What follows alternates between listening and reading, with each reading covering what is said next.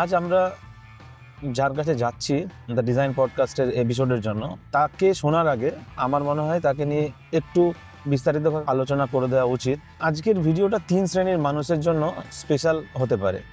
একটা হচ্ছে যারা ওই সেক্টরে কাজ করেন, তারা তো ইজিলি বুঝে যাবেন যে উনি কী বলছেন, বা তাদের সেক্টরের যে কথাগুলো সেগুলো সহজেই আপনাদের ইজি হয়ে যাবে অ্যাক্সেস করার জন্য। আরেকটা শ্রেণীর মানুষের জন্য খুবই উপকার হতে পারে নলেজ পাওয়ার জন্য, সেটা হচ্ছে এই ক্রিয়েটিভ ফিল্ডে যারা কাজ করে, সেটা যে কোনো ক্রিয়েটিভ ফিল্ড হতে পারে, তাদের প্রত্যেকের জন্য এই ভিডিও একদম খুবই গুরুত্বপূর্ণ।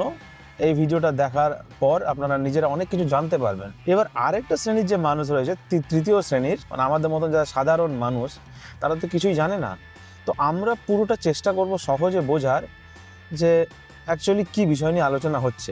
একটা বড় কোম্পানি একটা ধরুন কোনো প্রোডাক্ট লঞ্চ করলো, সেই প্রোডাক্টটা আমাদের মতন যারা কনজিউমার রয়েছে, যারা আমরা সেটাকে কিনি, এই দুটোর মাঝখানে আমাদেরকে কিনতে বাধ্য করে বা আমাদেরকে জানায় যে এই প্রোডাক্টটা এসছে, সেটা যারা কাজ করে তারা হচ্ছে এই এক ধরনের এজেন্সি, ক্রিয়েটিভ এজেন্সি বা অ্যাড এজেন্সি।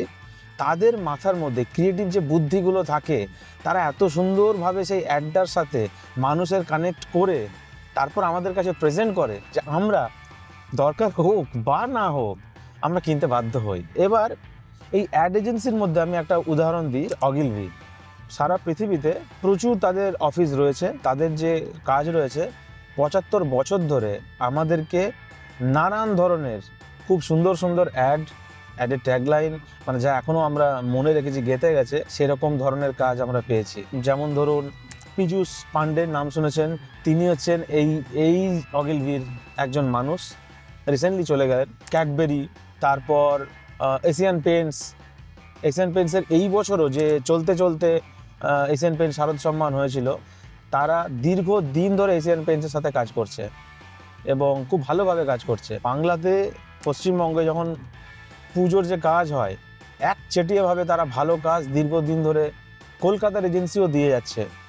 তো আমরা আজকে যাচ্ছি শান্তিনিকেতন এবং সেখানে সুজয় দার সাথে দেখা সাক্ষাৎ হবে, কথাবার্তা হবে, আনন্দ হবে এবং তার যে এক্সপিরিয়েন্স কাজের, সেই সংক্রান্ত সমস্ত তথ্য নেবার আমরা চেষ্টা করব এবং আপনাদেরকে সেটা জানাবার চেষ্টা করব।